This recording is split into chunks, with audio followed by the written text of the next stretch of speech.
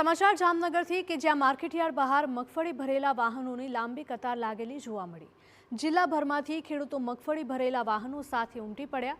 માર્કેટયાર્ડમાં વધુ ભીડથી એક અઠવાડિયું ખરીદી રખાઈ હતી બંધ। ફરીથી ખરીદી શરૂ થતાં 200થી વધુ મગફળી ભરેલા વાહનો પહોંચ્યા છે। ભારે ભીડના કારણે ખેડૂતોને દિવસભર રાહ જોવાનો વારો આવ્યો। ટેકાના ભાવે મગફળીનો મર્યાદિત જથ્થો ખરીદાતા લોકોની મુશ્કેલી વધી છે। મગફળીનો અન્ય જથ્થો ખેડૂતો ખુલ્લા બજારમાં વેચવા મજબૂર બન્યા છે। અને સરકાર ટેકામાં 125 મણ લે છે, પણ આની જગ્યાએ 200 મણ લીધી હોત ને તો આ ખુલ્લી હરાજીમાં આવું ન પડે। વાહનો ઓછામાં ઓછા 150 થી 200 વાહન હશે લાઈનમાં। ટેકામાં હંધી તો લેતા નથી, 125 મણ જ લઈએ, બીજી વધે તો નાખવા આવી જ પડે।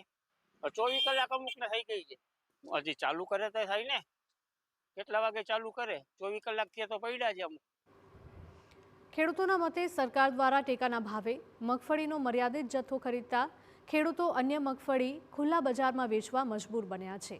તેવામાં જામનગર માર્કેટયાર્ડમાં મગફળીની ખૂબ આવક નોંધાઈ રહી છે।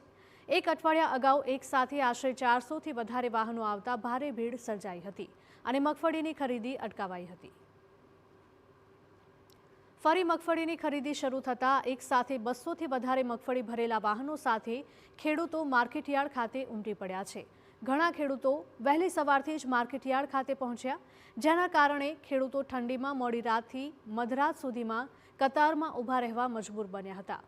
ભારે ભીડને જોતા એપીએમસી દ્વારા વાહન ચાલકોને ટોકન આપી મગફળીની ખરીદી કરાઈ રહી છે। ટોકન મળ્યા બાદ પણ કલાકો સુધી લાઇનમાં ઊભું રહેવું પડતું હોવાથી ખેડૂતો મગફળીની ખરીદી પ્રક્રિયા માટે કાયમી ઉકેલ લાવવા માંગ કરી રહ્યા છે।